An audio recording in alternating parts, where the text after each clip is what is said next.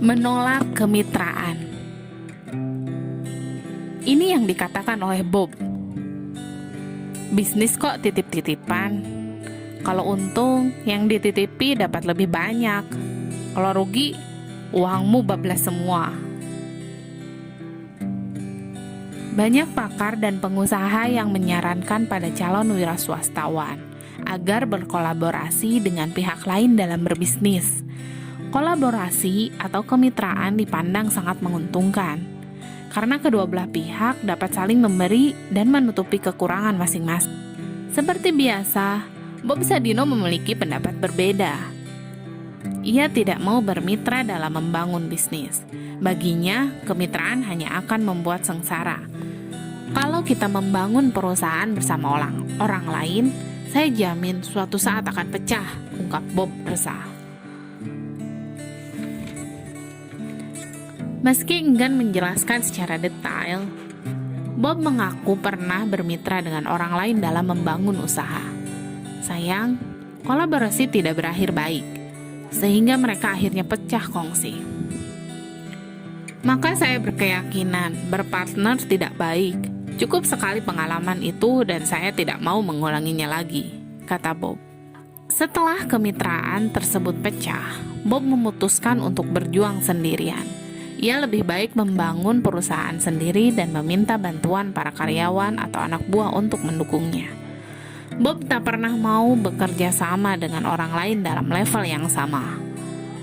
Sebagai contoh, dia bekerja sama dengan para petani untuk urusan pasokan hasil pertanian. Namun levelnya tidak seperti orang bersekutu membangun satu perusahaan. Bob memang membina petani agar mampu menghasilkan produk terbaik. Tapi para petani hanya menyediakan produk dan Bob membelinya secara putus. Bob juga meyakini ada sejumlah hal yang dapat terjadi jika melakukan kemitraan. Antara lain, hubungan yang sebelumnya baik bisa berubah buruk akibat urusan bisnis tersebut. Setiap kerjasama selevel dalam membangun perusahaan pasti akan bubar, entah cepat atau lambat. Selain itu, kemitraan biasanya memancing sifat serakah, baik dari salah satu pihak maupun keduanya. Bisa lantaran berebut saham, keuntungan, dan sebagainya. Tak menutup kemungkinan pula timbul prasangka buruk pada keduanya. Yang satu merasa sudah berbuat maksimal, lalu menganggap pihak lain setengah-setengah. Begitupun sebaliknya. Meskipun demikian, pada tahun 2009, Bob melanggar salah satu pendiriannya sendiri. Entah benar-benar melanggar atau hanya terlihat dari luar. Semua orang tentu mengetahui bagaimana kolaborasi hebat antara Chemchicks dengan Agung Sedayu Group dalam membangun dan memasarkan sebuah apartemen di daerah Kemang. Ya, tentu Anda semua juga bebas berbeda pendapat.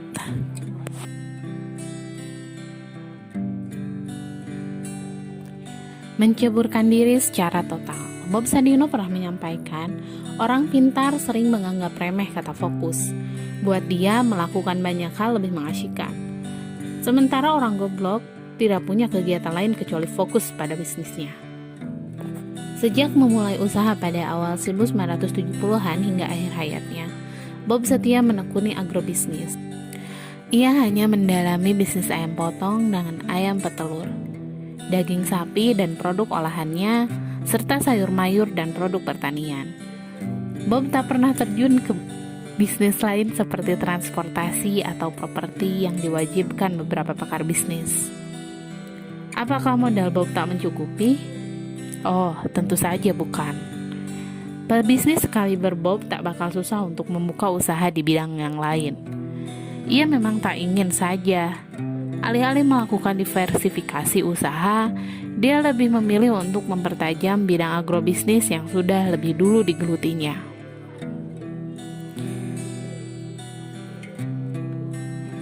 Buat saya, bidang agrobisnis saja masih sangat luas dan belum tergarap sepenuhnya.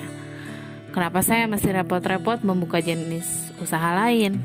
Jelasnya tentang alasan tidak melakukan ekspansi di bidang lain. Dengan pendirian tersebut, Bob lahir menjadi seorang pebisnis pertanian ulung. Dia menguasai hampir seluruh kerumitan agrobisnis. Kepiawaian Bob mengalahkan pakar pertanian dari kampus seperti IPB. Mereka justru menimba ilmu pada dirinya. Bob dikenal sebagai orang pertama yang mengenalkan telur ayam negeri, sekaligus orang pertama yang memasarkan daging ayam broiler.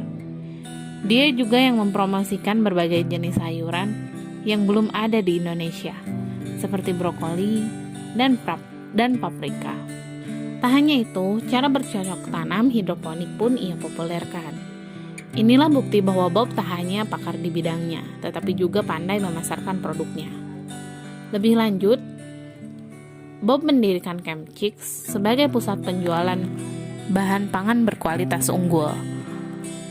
Hanya kalangan menengah atas yang berbelanja di supermarketnya. Pusat pengolahan hasil pertanian bernama Camp Farms juga dia bangun, dengan hasil hanya diekspor ke Jepang, negara dengan seleksi bahan pangan yang ketat. Tak ketinggalan, Camp Foods didirikan sebagai pusat pengolahan daging, lagi-lagi dengan kualitas andalan, sehingga harga jual lebih tinggi daripada produk sejenisnya. Semua ini adalah suatu bentuk diferensiasi pasar yang mengagumkan dan pastinya sangat menguntungkan.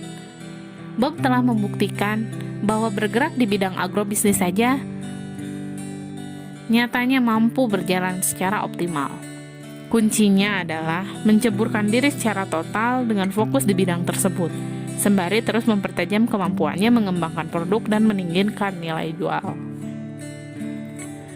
Meski sebenarnya Bob juga pernah beberapa kali mencoba bidang bisnis lain, seperti bisnis furniture, lantaran tertarik pada produk asal Italia yang berkualitas tinggi, tetapi gagal. Bob juga menapaki bisnis properti, walau hanya setengah kaki bersama Agung Sedayu Group. Bagaimanapun, semua kembali ke tangan masing-masing. Apakah mau tetap fokus di satu bidang atau fokus di banyak bidang? Lebih jauh soal menceburkan diri dalam bisnis, Bob juga terus mengingatkan tentang adanya risiko. Sebab orang awam yang hendak berbisnis biasanya sangat alergi mendengar kata risiko. Padahal risiko adalah bagian yang tak terpisahkan dari bisnis. Alias untung dan rugi dalam wirausaha itu satu paket, tidak bisa beli satuan. Jadi, yang namanya risiko bakal terus mengikuti. Mengapa harus takut akan risiko? Risiko tidak selalu berkonotasi negatif. Sebab dalam risiko pula terdapat kesempatan dan peluang untuk meraih keuntungan. Semakin besar risikonya, semakin besar pula peluangnya. Jadi, kalau orang berwira swasta, otomatis dia hidup dengan risiko, hidup penuh risiko, atau hidup di dalam risiko itu sendiri, ungkap Bob menyatakan pendapatnya. Jadi, apakah Anda siap menyempurkan diri secara total dalam bisnis?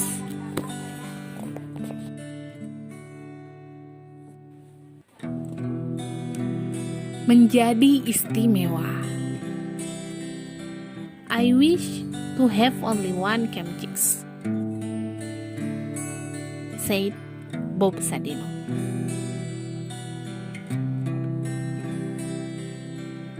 Sekitar tahun 1970-an, Bob membangun Camp Chicks di kawasan Kemang, Jakarta Selatan.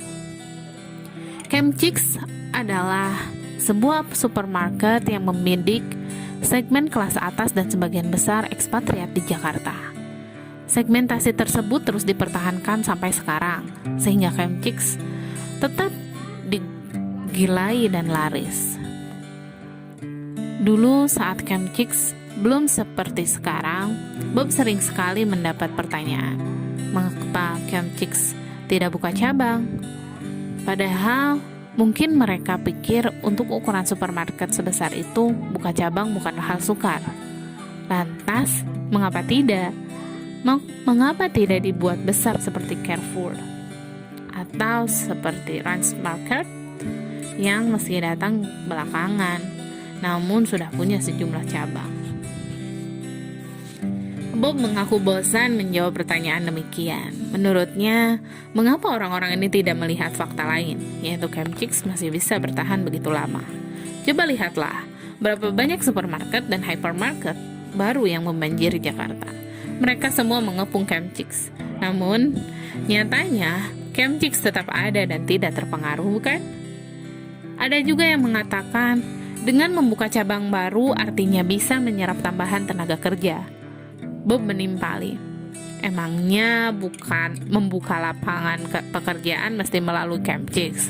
Apakah tidak ada sarana lain yang memungkinkan lebih banyak lagi? Saya punya banyak anak di Camp Foods, saya juga punya banyak anak di Camp Farms. Total jumlah mereka hampir 1.600 orang. Saya juga membina ribuan petani di Jawa Tengah. Saya ajari mereka cara bertani yang benar. Lalu saya beli hasil panen mereka dengan harga yang lebih tinggi. Saya tanya ke mereka, kalau dijual ke pasar berapa? Kalau mereka bilang Rp150, maka saya beli dengan harga Rp250. Mereka senang kan? Jumlah mereka banyak. Jadi saya sudah buka lowongan pekerjaan buat banyak orang. Sejak berdiri hingga sekarang, Camp Chicks memang belum pernah mengalami hambatan berarti. Retail asuhan Bob ini tak pernah surut seperti supermarket lain yang terhimpit kehadiran retail modern raksasa. Camp Chicks juga tak pernah bermasalah dengan retail tradisional. Supermarket ini jarang sekali mengalami masalah saat kondisi ekonomi Indonesia sedang lesu atau situasi sosial memburuk. Dia tetap mampu melayani konsumennya dengan baik. Mengapa demikian? Jawabannya mungkin hanya satu, yakni konsisten. Camp Chicks konsisten dengan pelayanan prima, kualitas produk yang sesuai harapan konsumen, serta target pasar yang tidak pernah berubah. Lagi pula pemiliknya, yaitu Bob, tak pernah memikirkan uang. Dia mencari yang pas-pas saja. Bagi Bob Sadino, satu Camp Chicks sudah pas. Buat apa pusing-pusing? Kalau nanti ternyata bisa buka cabang baru, wah itu blessing buat saya, ujar Bob Sadino. Saat itu, ya, walau dalam perkembangannya, Camp Chicks akhirnya memang membuka cabang baru di kawasan Niaga Terpadu Sudirman, Jakarta. Faktor lain yang membuat Camp Chicks bertahan adalah konsep unik yang berbeda dengan supermarket pesaingnya. Selain jenis produk yang khas dan berkualitas prima, Camp Chicks juga mengusung konsep pelayanan kembali ke rumah. Bob ingin Camp Chicks menjadi rumah kedua buat para pelanggannya, sehingga saat pelanggan menyambangi Camp Chicks seolah mereka kembali ke rumah masing-masing. Maka jangan heran bila pelayanan di Camp Chicks berbeda dengan pelayanan di supermarket lain. Sentuhan pribadi dan kekeluargaan sangat kental di sana. Saya atau istri sering sekali nongkrong di Camp Chicks dan bercengkrama dengan para pelanggan, tutur Bob.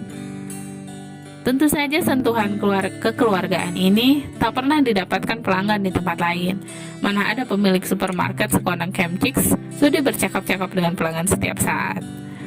Dengan konsep tersebut, Bob yakin jumlah outlet pun tidak bisa banyak-banyak. Bagi sebuah keluarga, rumah biasanya hanya 1 atau 2 saja, sehingga rasa rindu dan memiliki rumah itu tetap terjaga. Kalau rumahnya banyak, perasaan semacam itu kemungkinan besar tidak muncul secara kuat. Kalau rumahnya banyak, ya sama saja seperti hotel atau apartemen, tidak homey lagi, ungkap Bob memberi balasan. Jadi, dapat disimpulkan, ada beberapa kunci utama mengapa Camp Chicks masih bertahan seperti dulu. Pertama, karena Bob dan keluarga memberi pelayanan sesuai permintaan konsumen. Kedua, karena Bob menciptakan pasar. Ketiga, karena Camp Chicks mengusung konsep kembali ke rumah yang membuatnya istimewa.